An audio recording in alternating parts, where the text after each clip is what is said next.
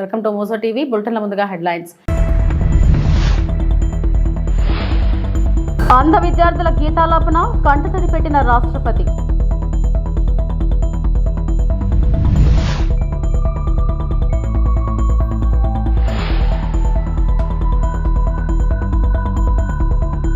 నదిలో పడవలపై యోగా, విజయవాడలో ఈవెంట్ కు ప్రపంచ రికార్డ్.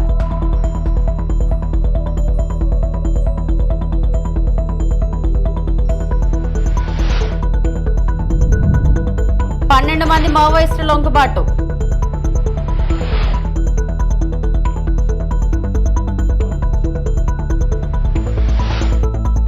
రాష్ట్రపతి ద్రౌపది ముర్ము ఓ కార్యక్రమంలో పాల్గొని భావోద్వేగానికి గురై కంటతడి పెట్టారు. దీనికి సంబంధించిన దృశ్యాలు నెట్టింట చక్కర్లు కొడుతున్నాయి. అసలేం జరిగిందంటే, శుక్రవారం ద్రౌపది ముర్ము పుట్టినరోజు. ఈ క్రమంలో 3 రోజుల పర్యటనలో భాగంగా ఆమె డెహ్రాడూన్ కు వెళ్లారు. ఈ సందర్భంగా అక్కడి అంధుల పాఠశాలలో నిర్వహించిన కార్యక్రమంలో ఆమె పాల్గొన్నారు. అక్కడ పలువురు అంధ విద్యార్థులు గీతాలు ఆలపించి రాష్ట్రపతికి పుట్టినరోజు శుభాకాంక్షలు తెలిపారు. ఈ క్రమంలోనే ఆమె భావోద్వేగానికి గురయ్యారు.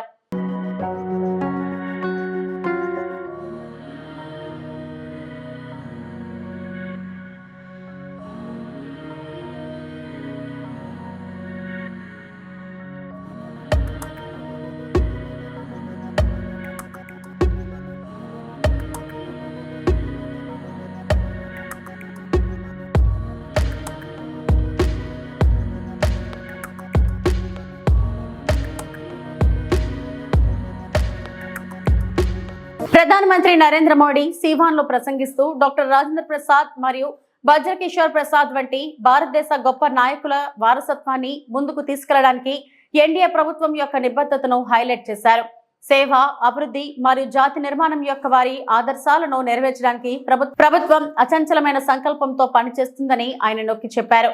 దీనికి నిదర్శనంగా బీహార్ లో మౌలిక సదుపాయాలు, కనెక్టివిటీ మరియు జీవనోపాధిని మార్చే లక్ష్యంతో వేల కోట్ల రూపాయల విలువైన బహుళ అభివృద్ధి ప్రాజెక్టులను ప్రధానమంత్రి ప్రారంభించారు మరియు శంకుస్థాపన చేశారు. संविधान निर्माण से लेकर देश को दिशा दिखाने में राजेंद्र बाबू की बहुत बड़ी भूमिका रही.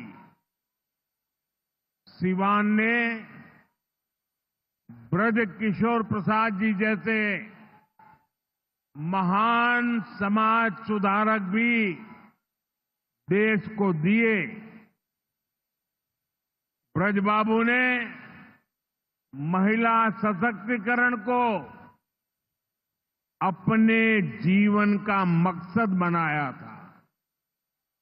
साथियों, मुझे खुशी है ऐसी ही महान आत्माओं के जीवन मिशन को एनडीए की डबल इंजन सरकार दृढ़ निश्चय के साथ आगे बढ़ा रही है. आज का ये कार्यक्रम इन्हीं प्रयासों का हिस्सा है.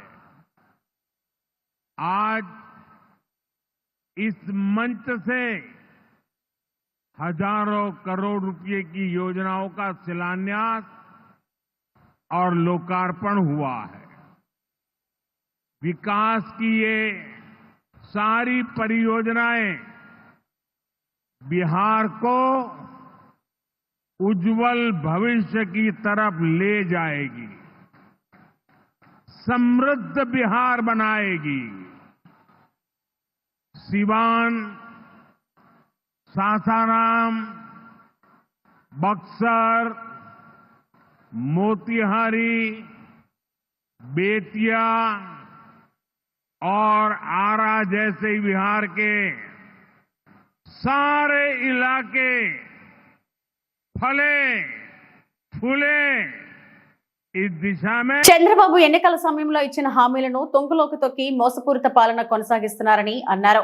గుడివాడ అమర్నాథ్. విశాఖ జిల్లా రామపురం వైకాపా కార్యాలయంలో శుక్రవారం ఉదయం బెందుర్తి మాజీ ఎమ్మెల్యే అన్నంరెడ్డి అదీప్ రాజ్ అధ్యక్షతన జగన్ అంటే నమ్మకం, చంద్రబాబు అంటే మోసం అనే 152 పేజీల పుస్తకాన్ని అమర్ ఆవిష్కరించారు. ఈ సందర్భంగా అనకాపల్లి జిల్లా వైఎస్ఆర్సీపీ పార్టీ అధ్యక్షుడు గుడివాడ అమర్నాథ్ మాట్లాడుతూ కూటమి పాలన పనికి ఆహార పథకంలో నడుస్తుందని అన్నారు. ఈ మధ్య రైడ్ అనే సంస్థ సర్వే చేస్తే 60 మంది ఎమ్మెల్యేలు పనితీరు బాగోలేదని తేలిందని అన్నారు. మరలా జగన్మోహన్ రెడ్డి ప్రభుత్వం ఏర్పాటు తథ్యమని అన్నారు. ఈ కార్యక్రమంలో వైఎస్ఆర్సీపీ నాయకులు పాల్గొన్నారు. గడిచినటువంటి ఒక 10 రోజుల క్రితం గడిచినటువంటి ఈ సంవత్సర కాలం కూటమి ప్రభుత్వం తాలూకా వైఫల్యాలు, వాళ్ళు గత సంవత్సరం జరిగినటువంటి సార్వత్రిక ఎన్నికల్లో అధికారంలోకి రావడానికి వారు ప్రజలకు ఇచ్చినటువంటి హామీలు, చేసినటువంటి మోసాలు, అధికారంలోకి వచ్చిన తర్వాత రాష్ట్రంలో జరిగినటువంటి అక్రమాలు, అత్యాచారాలు, హత్యలు, పూర్తిగా రాజ్యాంగానికి, అంబేద్కర్ గారు రచించినటువంటి రాజ్యాంగాన్ని పక్కన పెట్టి కేవలం రెడ్ బుక్ రాజ్యాంగాన్ని ఈరోజు రాష్ట్ర వ్యాప్తంగా అమలు చేస్తున్నటువంటి ఈరోజు ఎమ్మెల్యేలకి అలా వాళ్ళు ఏం చేస్తున్నారో, దేనికి ఎమ్మెల్యేలుగా ఉన్నారో, ఎక్కడ గ్రామాల్లోకి వెళ్తే ఎక్కడ ప్రజలు తిరగబడతారో అనేటువంటి పరిస్థితుల్లో వాళ్ళు ఉన్నారు. ఎవరి పని మీద వాళ్ళు ఉన్నారు. ఎప్పుడు ఏది దొరికితే చెక్కబెట్టేద్దాం అనేటువంటి ప్రయత్నంలో ఆ పని మీద పూర్తిగా పనికి ఆహార పథకం మీద ఉన్నారు వారంతా కూడా. సో ఈ పరిస్థితుల్లో రాష్ట్రంలో అంటే ఎమ్మెల్యేలు ఏం చేస్తున్నారు, మంత్రులు ఏం చేస్తున్నారు, ప్రభుత్వం పనితీరు ఏ రకంగా ఉంది, ఇవన్నీ వదిలేశారు. ముఖ్యమంత్రి గారికి ఏమో అమరావతి, కొడుకుకేమో కలెక్షనం, మిగిలినటువంటి పార్ట్నర్స్ ఏమో దాన్ని పంచుకోవడం. సో ఈ పరిస్థితుల్లోనే ప్రభుత్వంలో ఉన్నటువంటి పెద్దలు ఉన్నారు తప్ప ప్రజలు, పేదవాడు, వాడికి తాలూకు కష్టాలు ఇవేవి కూడా అవసరం లేదు. సో ఈ పరిస్థితుల మధ్య ప్రజల్లోకి మరింతగా వైఎస్ఆర్ కాంగ్రెస్ పార్టీ జగన్మోహన్ రెడ్డి గారి నాయకత్వంలో మరింతగా ప్రజల్లోకి వెళ్తాం. వాళ్ళని మరింత వాళ్ళు ఆలోచింపజేసేటువంటి కార్యక్రమాలు చేస్తాం. వారి పక్షాన్ని నిలబడతాం. ప్రభుత్వాన్ని ఏపీ చేస్తున్న జల దోపిడీని అడ్డుకోవాలని చెబితే రేవంత్ రెడ్డి అబద్ధాలు చెబుతున్నారంటూ తెలంగాణ మాజీ మంత్రి హరీష్ రావు ఆగ్రహం వ్యక్తం చేశారు. రేవంత్ రెడ్డికి నది బేసిన్లు కూడా తెలియవంటూ విమర్శించారు. గోదావరి, కృష్ణా బేసిన్లలో అధిక వాటా కావాలని డిమాండ్ చేయాల్సిన సీఎం ఉన్న వాటాను తగ్గించి అడగడం ఏంటంటూ నిలదీశారు. ఇదే విధంగా సీఎం మాట్లాడితే బ్రజేష్ కుమార్ ట్రిబ్యునల్ ముందు మన వాదనలు వీగిపోతాయంటూ హరీష్ రావు ఆందోళన వ్యక్తం చేశారు. కాంగ్రెస్, బీజేపీ ఒక్కటై బీఆర్ఎస్ ను ఇబ్బంది పెట్టాలని చూస్తున్నారని హరీష్ ఆరోపించారు. 1950 టీఎంసీల నీళ్లు ఇవి మాకు ఇవ్వాలి అని కేంద్ర జలవనరుల శాఖకు ఆనాడు కేసీఆర్ గారు రాసిండ్రు. ఇప్పుడు మనకు వస్తున్న 968 కాక మరో 1950 లెక్క అని కేసీఆర్ చెప్పిండు. రేవంత్ రెడ్డి ఏమంటుండే 1000 ఇచ్చి మొత్తం తీసుకో. కేసీఆర్ చెప్పింది ఏంది 1950 ప్లస్ 968 మా లెక్క అని చెప్పిండు కేసీఆర్. మరి రేవంత్ రెడ్డిని ఇప్పుడు ఎవరు అప్పచెప్తున్నట్టు? బనకచెర్లకు ఎవరు ఈరోజు దాసోహం అవుతున్నారు?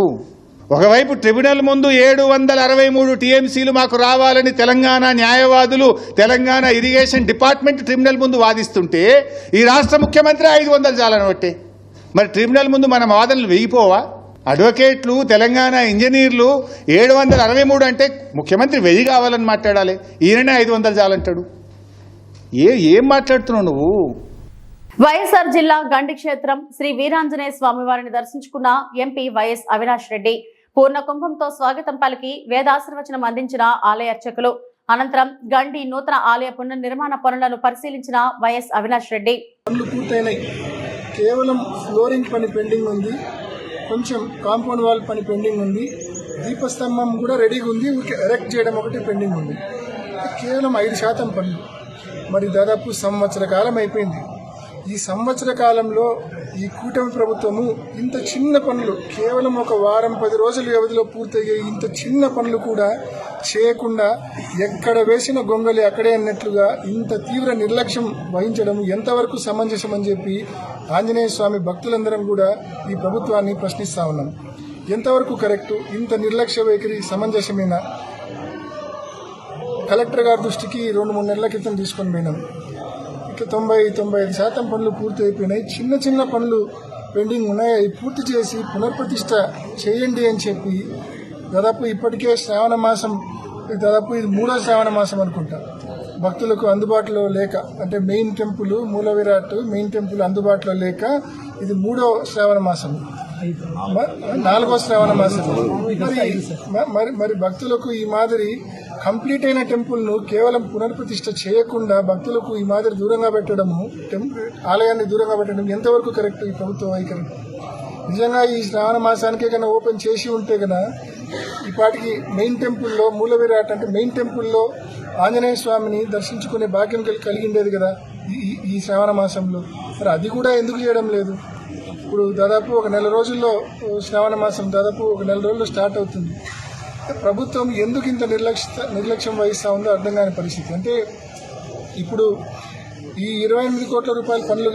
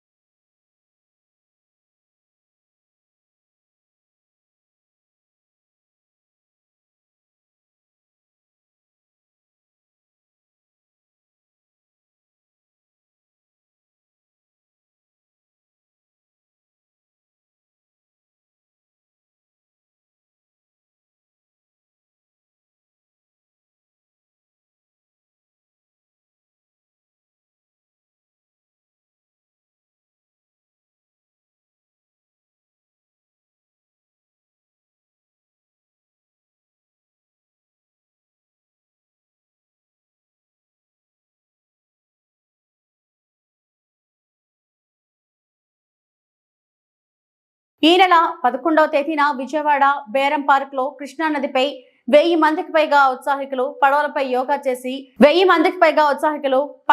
యోగా చేసి ప్రపంచ రికార్డుకు సంబంధించి ఇవాళ ధృవీకరణ పత్రాలు అందించారు. వరల్డ్ రికార్డ్ యూనియన్ ప్రతినిధి ఆలిషా రెనాల్డ్స్ నుంచి ఎన్టీఆర్ జిల్లా కలెక్టర్ లక్ష్మీ షా సర్టిఫికెట్ ను అందుకున్నారు. ఆరోగ్య ఆంధ్రప్రదేశ్ తో పాటు విజన్ 2047 లక్ష్యాలను చేరుకోవడానికి యోగా వేడుకలు ఉపయోగపడతాయని కలెక్టర్ అన్నారు.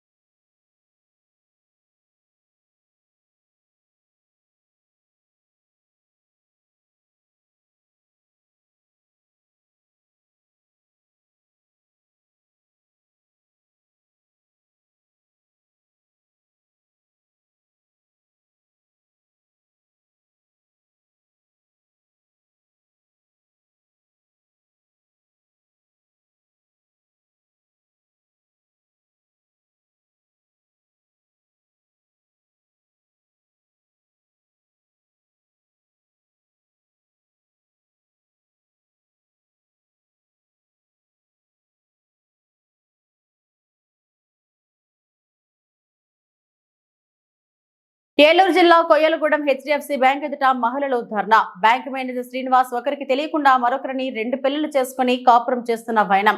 ఇద్దరికి ఆడపిల్లలు పుట్టడంతో మగపిల్లల కోసం మరో 3తో సహజీవనం చేస్తున్న మేనేజర్.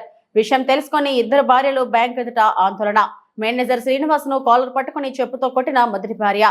సమాచారం అందుకున్న పోలీసులు బ్యాంక్ కి చేరుకుని మేనేజర్ తో సహా 2 భార్యలని స్టేషన్ కి తరలించిన పోలీసులు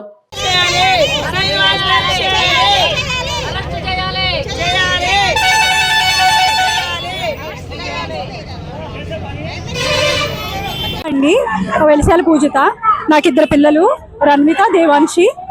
మా హస్బెండ్ పేరు వెలిసాల శ్రీనివాసరావు. మాది తిరువురు అండి. తిరువురు పక్కన చిట్యాల గ్రామము. మా హస్బెండ్ పేరు వెలిసాల శ్రీనివాసరావు, హెచ్డిఎఫ్సి బ్యాంక్లో పనిచేస్తాడు. అతను స్వగ్రామం వచ్చేసేసి పేరువంచ కల్లూరు గ్రామము. అతను వచ్చేసేసి 3 సంవత్సరాల నుంచి నన్ను పిల్లల్ని వదిలేసేసాడండి. మేము ఇక్కడ ఫస్ట్ అతను జాబ్ చేయడం వచ్చేసేసి నందిగామండి, కోటక్ మహీంద్రాలో చేశాడు. అప్పుడు ఉన్నప్పుడే మమ్మల్ని గొడవ పెట్టేసుకొని పంపించేశాడు. మా నాన్నగారు చనిపోయిన తర్వాత నుంచి గొడవలు ఎక్కువయ్యానండి. వరకట్నం గురించి బాగా మమ్మల్ని వేధించాడు.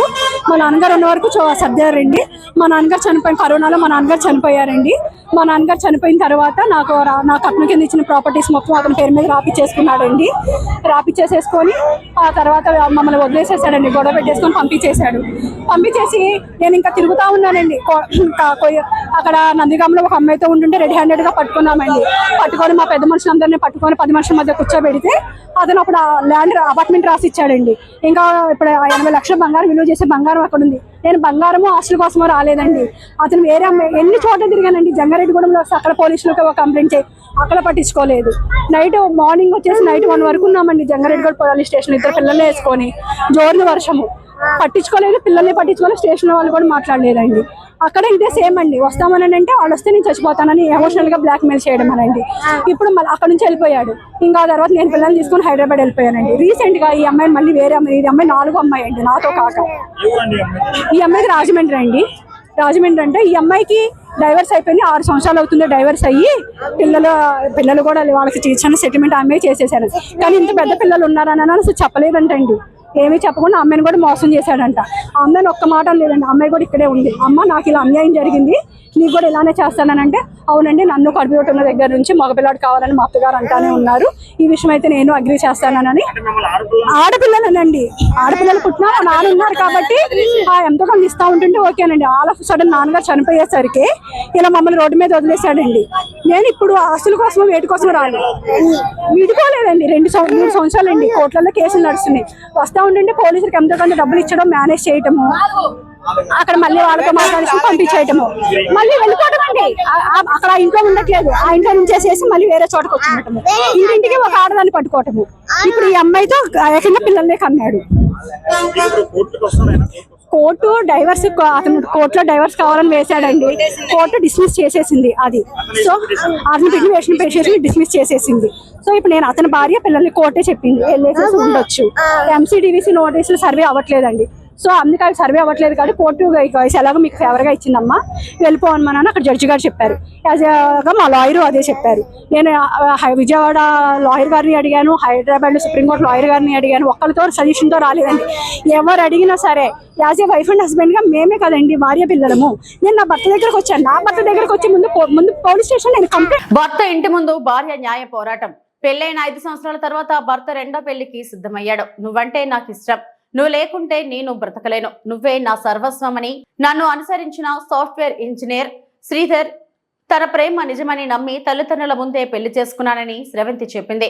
సెక్స్ తర్వాత నీతో అవసరం లేదు, ఇల్లు వదిలి వెళ్ళిపో, వేరే అమ్మాయిని పెళ్లి చేసుకుంటానని బెదిరింపులు. న్యాయం కోసం తన భర్త ఇంటి ముందు తన తల్లితో మౌనంగా పోరాడుతున్న స్రవంతి. హైదరాబాద్ లోని బండ్లగూడలోని భర్త శ్రీధర్ కుమార్ ఇంటి ముందు భార్య స్రవంతి ప్లకార్డులతో పోరాటం. నా పేరు స్రవంతి అండి. ఏమైంది? నా భర్త శ్రీధర్ కుమార్ అండి. నేను మీ ఇంట్లో చిన్న కోడలిని. మాకు పెళ్ళై 5 సంవత్సరాలు అవుతుంది. లవ్ మ్యారేజ్ చేసుకున్న తర్వాత బాగానే ఉన్నాం, సంతోషంగా ఉన్నాం. 1 సంవత్సరం తర్వాత మళ్ళీ వీళ్ళ పేరెంట్స్ మా పేరెంట్స్ కలిసి ఇక్కడ బండ్లగూడ టెంపుల్లోనే మళ్ళీ మాకు పెళ్లి చేశారు. పెళ్లి చేసిన తర్వాత కూడా సంతోషంగానే ఉన్నాం. 4 సంవత్సరాలు బాగున్నాం. ఇప్పుడు ఏంటంటే మేము పెళ్లి చేస్తాము, మాకు సంబంధం లేదు, నీకు నాకు సంబంధం లేదు, నేను వేరే పెళ్లి చేసుకుంటాను అని చెప్పేసి అంటున్నాడు. నాకు న్యాయం జరగట్లేదు. మా అత్తగారికి మా అమ్మగారు కాల్ చేశారు. కాల్ చేస్తే నువ్వేమన్నా నాకు అప్పగింతలు చేసావా, ఏమన్నా కట్నం ఇచ్చావా, నువ్వేమైనా మోతుబారువా, మాకు అవసరం లేదు, నా చీరొక్కలేదు, నా గ్లాసు గడగలేదు, నాకు ఇంట్లో పని చేయలేదు, నా కూతురు సెట్ అవ్వదు, నా కొడుక్కి అసలు నాకు అవసరం లేదు, నేను నా కొడుకు వేరే పెళ్లి చేద్దాం అనుకుంటున్నాను అనేసి ఆవిడ చెప్తున్నారు. మళ్ళీ మా అమ్మగారు ఫోన్ చేస్తే నా కొడుకు పెళ్లి అయిపోయింది, అసలు మీకు నాకు సంబంధం లేదు అని చెప్పి పెట్టేశారు. నిన్న ఇక్కడికి వచ్చాము, 11ంటికి వచ్చాము, అందరికి ఫోన్లు చేసాము, ఎవ్వరూ రెస్పాండ్ అవ్వలేదు. 100కి డైల్ చేసాము, పెట్రోలియం వాళ్ళు వచ్చారు, పిఎస్కి వెళ్ళాము, ఆయన పిలిపించారు, ఆయన వచ్చాడు కానీ అక్కడ కూడా ఏం చెప్తున్నాడు అంటే నేను చచ్చిపోతా గానీ నాకైతే అవసరం లేదు, నేను ఇంకో పెళ్లి చేసుకుంటా అని చెప్పేసి చెప్తున్నాడు. మీకు మ్యారేజ్ ఎన్ని సంవత్సరాలు అవుతుంది? 5 సంవత్సరాలు అయిందండి. పిల్లలు ఏమైనా ఉన్నారా? లేరు. ఆ మాటకి ఆవిడ అన్నారండి, నీకు మాకు సంబంధం ఆయన మోతుబరివా, నువ్వు ఉన్నదానివా, నువ్వు మాకు కట్నం ఇచ్చావా అని ఆవిడ మాట్లాడు. సరే వదిన తప్పు పంత అయిపోయింది, ఇప్పటికైనా సరే నేను అన్ని రకాలుగా చూసుకుంటా, నీ కొడుకుని నీ కాళ్ళు చూసుకుంటా, సారా పంపిస్తా, నీ కాళ్ళు పట్టుకుని నా పిల్ల సంవత్సరం తీసుకెళ్ళమన్నా. కుదరదన్నారండి. 2 రోజులు ఆగిన తర్వాత మళ్ళీ ఫోన్ చేసి ఏ వదిన అని, నువ్వు నాకు ఫోన్ చేయొద్దు, నా కొడుకు పెళ్లి అయిపోయింది అని అనేసరికి నేను పిల్లని తీసుకుని అడవత్తుగా వచ్చానండి. ఇంకోటండి వచ్చి నిన్న 11ంటికి వచ్చామండి, కనీసం పాస్కి వెళ్ళడానికి కూడా లేకుండా ఇట్లా గేట్ వేసుకెళ్ళిపోతే ఆడపిల్ల లేనంటే ఎటొకటి వెళ్తా, ఆడపిల్ల పాస్కి ఎక్కడికి వెళ్ళద్ది. ఈ లోకల్లో ఆడపిల్లకి న్యాయం పెడితే మేము ఏమైపోవాలా? పల్లెటూరు ఎక్కడో సొంతపల్లి నుంచి వచ్చామండి మేము, మాకు తిండి లేదు, నీళ్ళు లేవు. ఎవరో తెలిసిన వ్యక్తి ఒక అతను వచ్చి ఏంటి ఇక్కడ ఉన్నారు ఇది పరిస్థితి అంటే అన్నం తెచ్చి ఇచ్చాడు, అన్నం తిన్నామండి. ఆ కంపలమ్మడి పడుకొని మళ్ళీ లేసొచ్చి మళ్ళీ కూర్చున్నామండి. మేమేం చేయాలి? నా బిడ్డ జీవితం ఏంటి? నా బిడ్డకు న్యాయం కావాలి. అది. మీ భర్త పేరు ఏం పేరమ్మా? శ్రీధర్ కుమార్ అండి. శ్రీధర్ కుమార్. వాళ్ళ మమ్మీ డాడీ పేరు? లోకమాత అమ్మగారి పేరు, నాన్నగారి పేరు వెంకటాచారి, అన్నయ్య గారి పేరు చైతన్య కుమార్. మీకు ఎలా పరిచయం అవుతాను? మా హాస్టల్లో వాళ్ళ మరదలు జాబ్ చేస్తుండే అండి, మేమిద్దరం సేమ్ ఆఫీస్. అప్పుడు నేను ఫార్మాలో 5 years జాబ్ చేశాను, ఎంఎస్సీ కెమిస్ట్రీ అయింది నాది. ఆ టైంలో తను పరిచయం అయ్యాడు, ఇద్దరం అనుకున్నాము, పెళ్లి చేసుకున్నాము, హ్యాపీగానే ఉన్నాము. 1 సంవత్సరం తర్వాత మళ్ళీ వాళ్ళ పేరెంట్స్ వచ్చారు, మా పేరెంట్స్ వచ్చారు, ఇక్కడే గణపతి టెంపుల్లో పెళ్లి చేశారు. మళ్ళీ మేమున్న ఇంటికి వెళ్ళిపోయాము, బానే ఉన్నాము. మధ్యలో వాళ్ళ అమ్మగారు మా దగ్గరికి రావడం పోవడం, ఇంకా ఏంటంటే అవి ఉన్నవి లేనివి అలా ఇలా స్టార్ట్ అయ్యి ఇద్దరి మధ్య చిన్న మనస్పర్ధలు రావడం మొదలైంది. అంటే ఇంకో చిన్న మాట అండి, 4 సంవత్సరాలు మా పాపకి ప్రెగ్నెంట్ రాకుండా టాబ్లెట్స్ అయితే 2 సార్లు తేడా చేశారండి. మొన్న కూడా విడిపోయే ముందు కూడా టాబ్లెట్ వేసాడండి. లేకపోతే మా పాపకు 7 నెలలు 8 నెలలు ఉండేదండి, పాప ప్రెగ్నెంట్ ఉండేది. కడుపు కూడా రాకుండా బిళ్ళలేసి పిల్లలు ఈ విధంగా చేసి, ఈ పిల్ల వాడుకొని 5 సంవత్సరాలు వాడుకొని ఇక నా కొడుకు పెళ్లి చేస్తా, నీకు సంబంధం లేదు, నీ కూతురు సంబంధం లేదు అన్నారు. మరి నా బిడ్డను ఏం చేయమంటారు, నన్ను ఏం చేయమంటారు? మీరు కొత్తగూడెం మావోయిస్టు పార్టీ సిద్ధాంతాలు నచ్చకపోవడంతో 12 మంది మావోయిస్టులు జిల్లా పోలీస్, సిఆర్పీఎఫ్ 81వ 141వ బెటాలియన్ అధికారులు ఎదుట లొంగిపోయినట్లు భద్రాద్రి ఎస్పీ రోహిత్ రాజు తెలిపారు. జిల్లా కేంద్రంలోని హేమచంద్రాపురంలో గల పోలీస్ హెడ్ క్వార్టర్స్ లో గురువారం ఏర్పాటు చేసిన విలేకరుల సమావేశంలో ఎస్పీ వివరాలు వెల్లడించారు. లొంగిపోయిన మావోయిస్టులకు అందిస్తున్న పునరావాస పథకాల గురించి తెలుసుకున్న పలువురు మావోయిస్టులు జనజీవన స్రవంతిలో కలిసేందుకు ముందుకొస్తున్నారని తెలిపారు.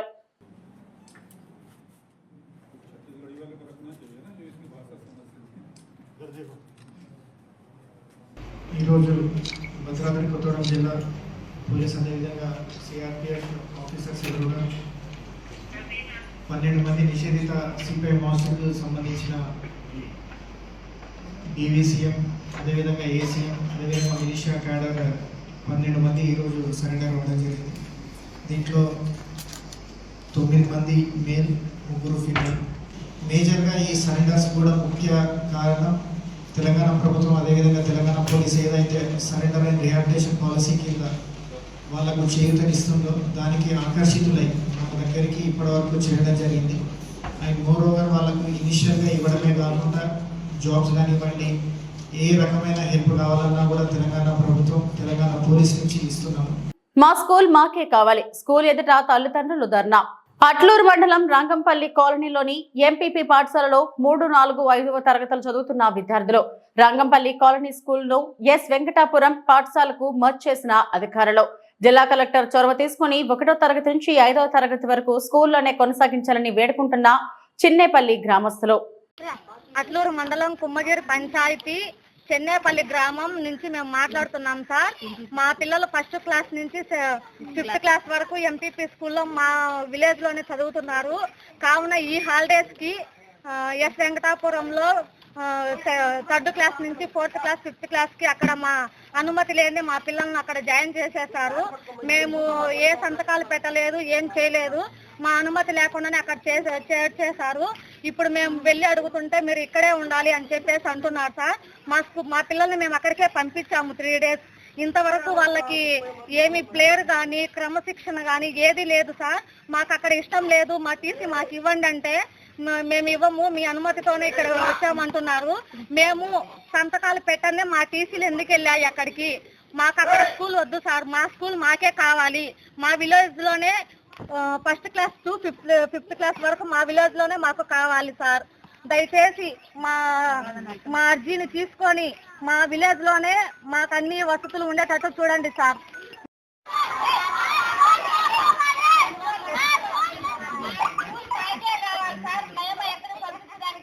మంచిర్యాల జిల్లా కోటపల్లి మండలంలోని రాపనపల్లి గ్రామం వద్ద గల ఆంధ్ర రాష్ట్ర చెక్ పోస్ట్ వద్ద మహారాష్ట్ర నుంచి మంచిర్యాలకు అక్రమంగా తరలిస్తున్న 48 కిలోల ప్రభుత్వ నిషేధిత BT3 నకిలీ పత్తి విత్తనాలను పట్టుకున్న పోలీసులు. పట్టుబడ్డ నకిలీ విత్తనాల విలువ సుమారు 1,46,000 ఉంటుందని ఒకరు అరెస్ట్, పరారీలో 2 నిందితులు.